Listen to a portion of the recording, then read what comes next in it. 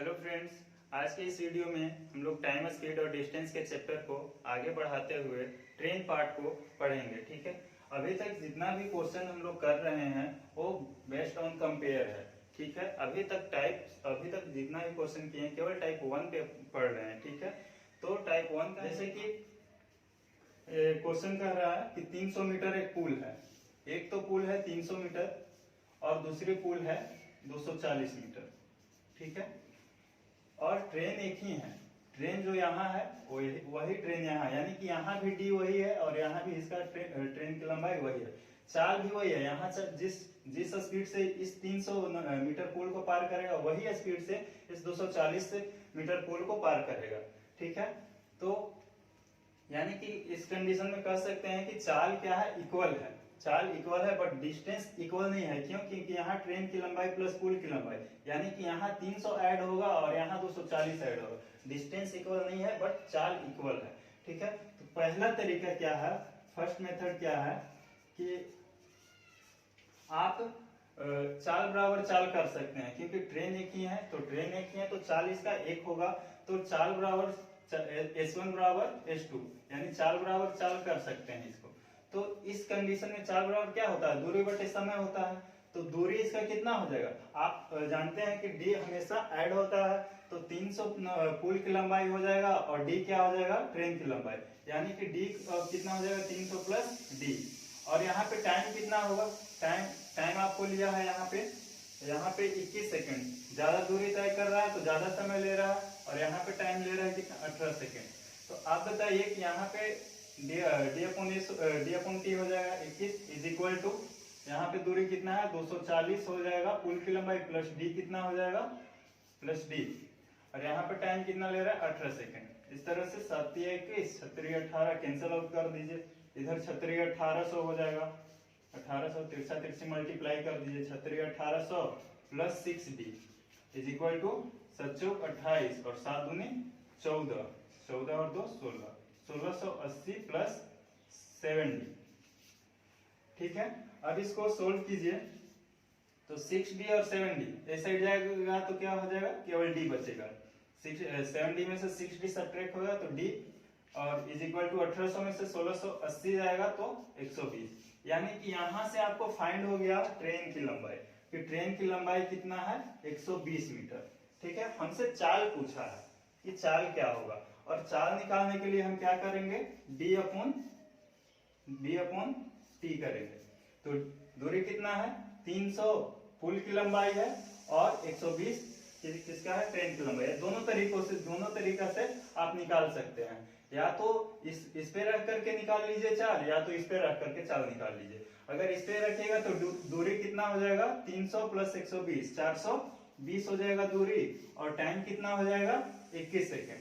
अब इसको चेंज कर लीजिए बड़ा में 18/5,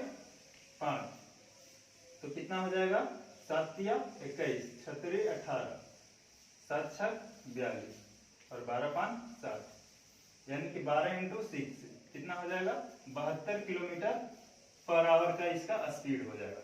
ठीक है, 72 किलोमीटर पर आवर का स्पीड हो। आप इससे भी निकाल सकते हैं कि इसका कितना हो जाएगा 240 हो जाएगा पुल की लंबाई, प्लस ट्रेन की लंबाई कितना है 120, तो कितना हो जाएगा 360 हो जाएगा। दूरी कितना हो जाएगा, चाल बराबर डी अपॉन टी, तो दूरी कितना हो जाएगा 360 हो जाएगा, और इसको पार करने में कितना समय ले रहा है 18 सेकेंड इंटू 18/5।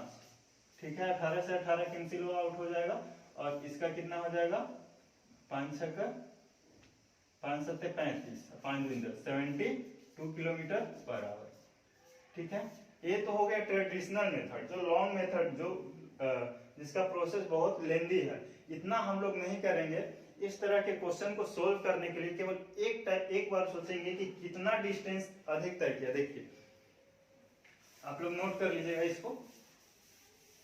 सेकेंड मेथड बता रहे हैं कि सेकेंड मेथड हम लोग किस तरह से सोल्व करेंगे इसको। ठीक है, देखिए सेकेंड मेथड है कंपेयर वाला, जो हम लोग सीखे हैं। जैसे कि यहाँ पे देखेंगे कि कितना दूरी कम या अधिक तय किया, तो यहाँ पे देखेंगे कि 240 और यहाँ पे 300, है ना, डी वही है, ट्रेन वही है। तो यहाँ पे 240 है और यहाँ पे 300 तय कर रहा है, इसका मतलब हुआ कि 60 मीटर दूरी कम तय कर रहा है और यहाँ पे समय कितना कम ले रहा है, तो कहेंगे कि 3 सेकंड का समय कम ले रहा है। और यही दूरी अपॉन क्या हो जाएगा, time is equal to speed हो जाएगा। और यही आपका आंसर आ जाएगा। आंसर आ गया, चूंकि छोटा में है इसको बड़ा करना है तो बड़ा कर लीजिए, 18/5। ठीक है, तो 3 छठ 18 और 12 60, ठीक है, 12 छठ 72। हम लोग इस तरह से क्वेश्चन को निकालेंगे, क्वेश्चन को सोल्व करेंगे। ठीक है, तो डायरेक्ट एक बार में आंसर आ जाए कितना दूरी कम या अधिक तय किया और उस दूरी को कम या अधिक तय करने में से कितना समय कम या अधिक लिया, और इतना ही से आंसर आ जाएगा। ये आपका सेकेंड मेथड हुआ। थर्ड मेथड क्या है, थर्ड मेथड क्या है कि डिविजिबिलिटी रूल को देखना है। डिविजिबिलिटी रूल को कैसे देखेंगे कि जैसे कहने का मतलब कि चाल हम लोग, जैसे क्वेश्चन में सारा डिटेल दिया हुआ है छोटा में, आपसे चाल क्या मांगा है, किलोमीटर पर आवर में। अगर किलोमीटर पर आवर में मांगा है, यानी कि उसको चेंज करने के लिए जरूर हम लोग 18/5 से मल्टीप्लाई करेंगे। उसको चेंज करने के लिए 18/5 से मल्टीप्लाई करेंगे। और 18 में चूंकि कितना होता है, 9 और 2 होता है, 9 और 2 होता है। और कोई ऐसा ऑप्शन देखिए जो 9 से कट जाए, और जो ऑप्शन 9 से कट जाए वही आपका डायरेक्ट आंसर हो जाएगा।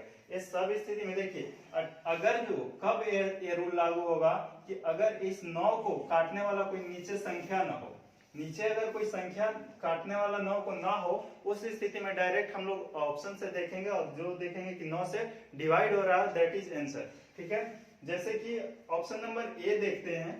ऑप्शन नंबर ए क्या कर रहा है कि 72 है। ठीक है, बी क्या है, 68 है, सी क्या है, 65 है, और डी क्या है, 60 है। ठीक है, आप गौर कीजिएगा कि ये क्या 9 से कटेगा, 8 6 14 4 1 5 नहीं, इसका ऐड करेंगे single SDN single digit number तो 5 आएगा, जो 9 से नहीं कटेगा, ये भी 9 से नहीं कटेगा, ये भी 9 से, केवल और केवल ऑप्शन नंबर ए जो है वो 9 से डिवाइड हो जाएगा। तो इस तरह से भी आप डिविजिबिलिटी रूल लगा करके आंसर को निकाल सकते हैं। ठीक है, इस बात को हम सेकंड क्वेश्चन से आपको समझाने की कोशिश करते हैं। देखिए, फर्स्ट वाला मेथड आपको नहीं बताएंगे, वो ट्रेडिशनल मेथड है जिससे हम लोग को सोल्व नहीं करना है, केवल और केवल हम लोग second method basis on compare, अभी जितना हम लोग ट्रेन चैप्टर को पढ़ेंगे पूरी की पूरी बेसिस ऑन कंपेयर पे पढ़े रहे हैं। ठीक है, जैसे कि बात करते हैं सेकंड नंबर क्वेश्चन क्या कह रहा है कि एक गतिमान रेल 300 मीटर लंबे प्लेटफॉर्म तथा उस पर खड़े एक व्यक्ति को क्रमशः 25 सेकंड तथा 10 सेकंड में पार कर जाती है। जैसे कि मान लीजिए कि ये प्लेटफॉर्म है और इसकी लंबाई 300 है और एक ट्रेन है, इसे पार करने में टाइम कितना ले रहा है, तो टाइम आपको ले रहा है 25 सेकंड का। अब यही प्लेटफॉर्म है और प्लेटफॉर्म पर एक व्यक्ति खड़ा है। अब प्लेटफॉर्म को ना पार करके इस व्यक्ति को पार कर रहा है ट्रेन, तो इस व्यक्ति को पार करने में कितना समय ले रहा है, तो 10 सेकंड ले रहा है। आप सिंपल सी देखिए कि जब व्यक्ति को पार करता है तो क्या डिस्टेंस जुड़ता है, नहीं जुड़ता है। अगर डिस्टेंस नहीं जुड़ता है तो यहाँ से हम कह सकते हैं कि यहाँ पे देखें कि कितना 300 मीटर एक्स्ट्रा दूरी तय करने में इसे कितना सा एक्स्ट्रा समय लगा, 15 सेकंड एक्स्ट्रा समय लगा। आप बताइए कि यहाँ पे अगर जो केवल 10 सेकंड में पार करता तो ट्रेन अपनी खुद की लंबाई पार करता, तो ट्रेन अपनी खुद की लंबाई, इसको कितना मल्टीप्लाई हो गया, तो 20 मल्टीप्लाई, इसको भी कितना मल्टीप्लाई कर दिए, 20 मल्टीप्लाई, यानी कि ट्रेन की लंबाई हमको यहाँ से फाइंड हो गया कि 200 मीटर ट्रेन की लंबाई है। 200 मीटर ट्रेन की लंबाई है। अगर 200 मीटर ट्रेन की लंबाई है और हमको पार करना है 200 मीटर प्लेटफॉर्म को, तो टोटल दूरी कितना पार करना है, 400 डिस्टेंस को पार करना है। तो इसका आप देख लीजिए, इसका डबल है और इसका भी हम लोग डबल निकाल लेंगे, यानी कि 20 सेकेंड में वो क्या कर लेगा, 200 मीटर लंबे प्लेटफॉर्म को पार कर लेगा। ठीक है, तो इस तरह से हम लोग क्वेश्चन को सोल्व करेंगे। आप कभी भी उस ट्रेडिशनल तरीका को कभी भी मत फॉलो कीजिए। आप डायरेक्ट सोचिए कि कितना दूरी एक्स्ट्रा तय किया और उस दूरी को तय करने में कितना एक्स्ट्रा समय लिया, और वही आपका चाल आ जाएगा डायरेक्टली। चाल निकालना है तो चाल, और दूरी निकालना है दूरी, समय निकालना है, सब डायरेक्ट इसी से निकलेगा। ठीक है, जैसे कि थर्ड क्वेश्चन देखते हैं।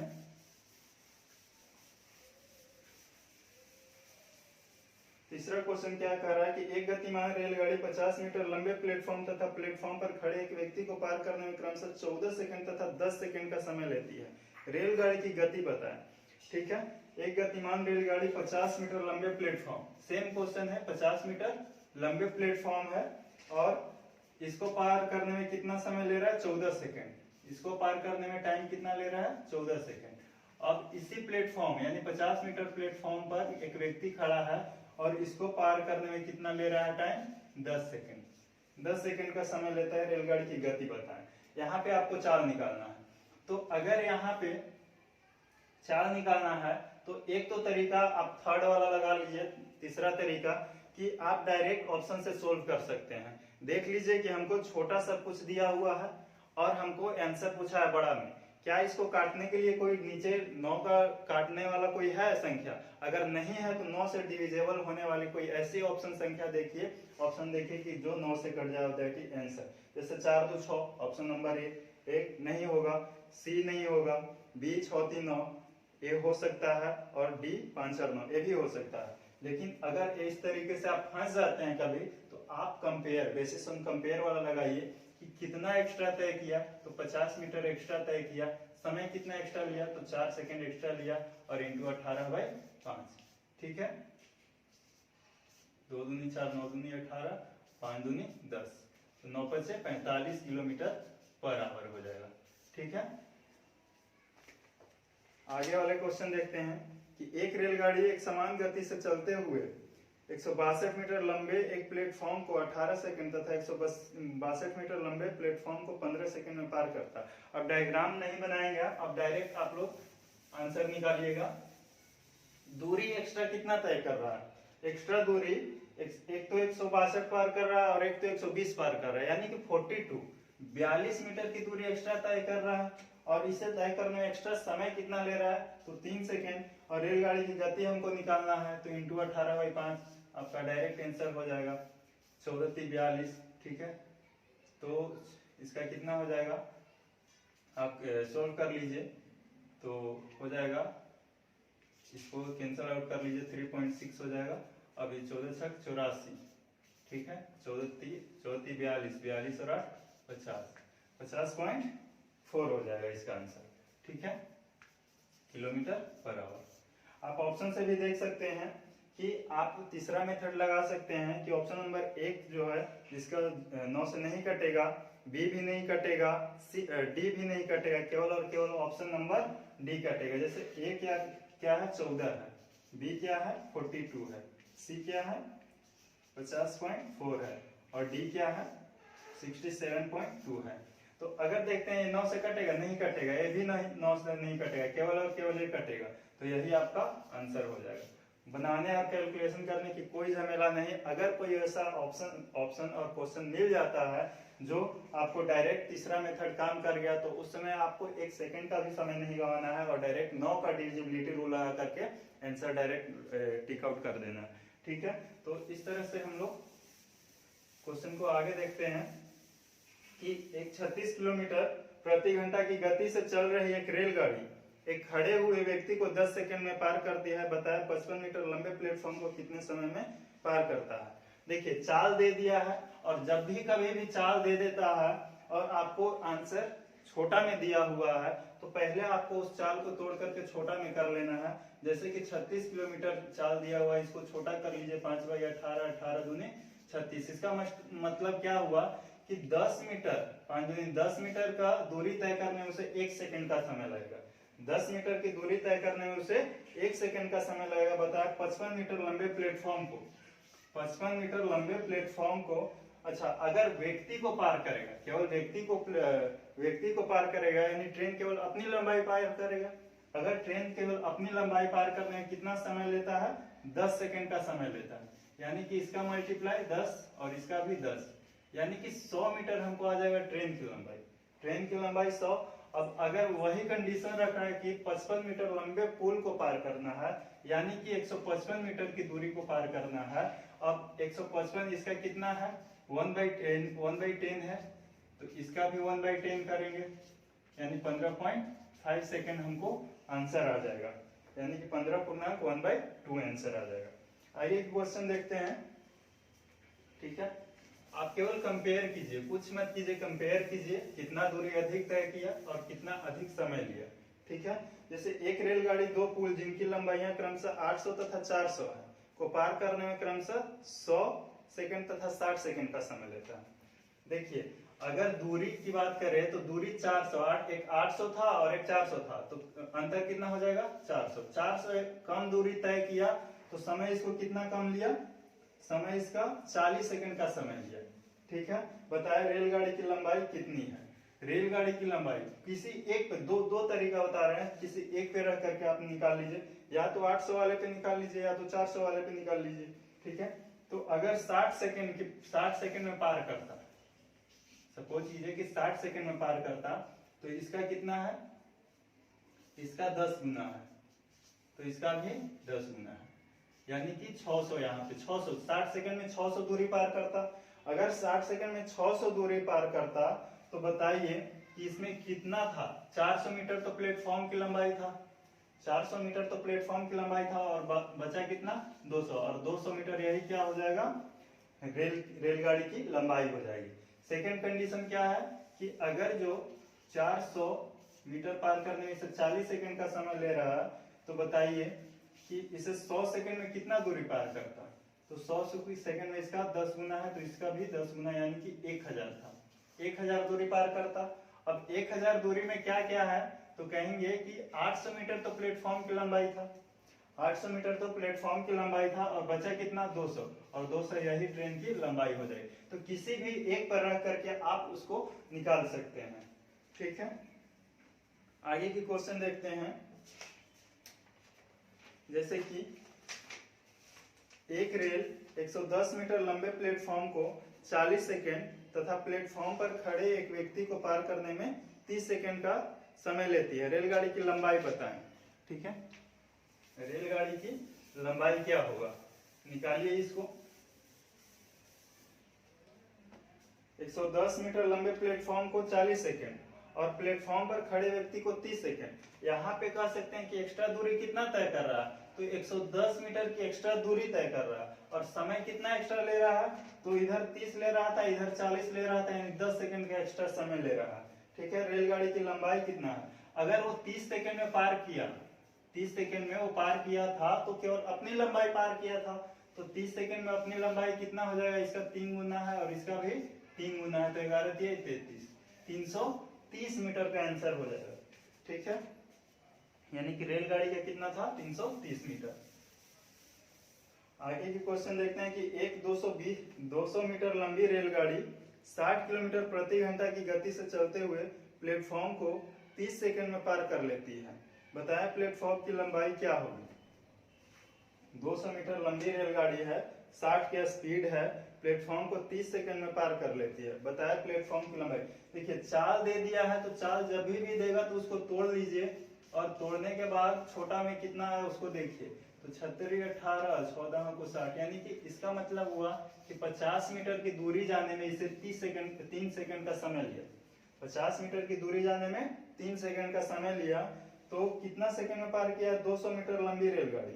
ठीक है, 30 सेकंड में पार करता है, तो बताइए 30 सेकंड में इसने कितना दूरी तय किया होगा, इसका 10 गुना, इसका भी 10 गुना, यानी 500 दूरी तय किया होगा। अब 500 दूरी में क्या क्या है, तो कहेंगे कि 200 मीटर तो रेलगाड़ी की लंबाई था, 200 मीटर तो रेलगाड़ी की लंबाई था, तो बाकी बचा जो है वो 300 क्या हो जाएगा, प्लेटफॉर्म की लंबाई। ठीक है, तो 300 आंसर हो जाएगा ऑप्शन। जैसे आगे के क्वेश्चन देखते हैं कि एक रेलगाड़ी 264 मीटर लंबे प्लेटफॉर्म तथा उस पर खड़े हुए व्यक्ति को पार करने में 20 सेकंड तथा 8 सेकंड का समय लेती है। ठीक है, तो 264 मीटर है और लंबे प्लेटफॉर्म, उस पर खड़े हुए व्यक्ति को पार करने में 20 सेकंड। एक कंडीशन है कि प्लेटफॉर्म को पार कर रहा है, एक कंडीशन है कि प्लेटफॉर्म को पार कर रहा है, दूसरी कंडीशन है कि लड़का को पार कर रहा है, तो लड़का में डिस्टेंस नहीं होता है, तो 264 मीटर एक्स्ट्रा दूरी तय किया है इसने। ठीक है, प्लेटफॉर्म को, और उसको एक्स्ट्रा दूरी तय करने में इसे कितना समय एक्स्ट्रा लगा है, तो कितना 12 सेकंड का एक्स्ट्रा समय लिया है। रेलगाड़ी की लंबाई क्या होगा, अगर उसने 8 सेकंड में पार किया होता, अगर उसने 8 सेकंड में पार किया होता, यानी लड़का वाला सेकंड को पार किया होता, तो केवल अपनी लंबाई पार किया होगा, ठीक है। तो इसको कैंसल आउट करेंगे, तो 4 3 12 और इसका 3 8 24 और 3 8 24। इसको कितना मल्टीप्लाई कर सकते हैं, तो 2 मल्टीप्लाई है, इसका भी 2 मल्टीप्लाई करेंगे तो 8 दूनी 16 8 दूनी 16 etc 176 मीटर का रेलगाड़ी की लंबाई हो जाएगा, ठीक है। तो एक वीडियो जो था केवल इतना पे था कि आप ये सोचिए कि उस दूरी को तय करने में यानी कि कितना एक्स्ट्रा दूरी तय किया और उस दूरी को तय करने में कितना एक्स्ट्रा समय लिया। अगर इतनी सी बात सोचते हैं तो शायद इस वीडियो को समझ पाए होंगे, इस कॉन्सेप्ट को समझ पाए होंगे, ठीक है।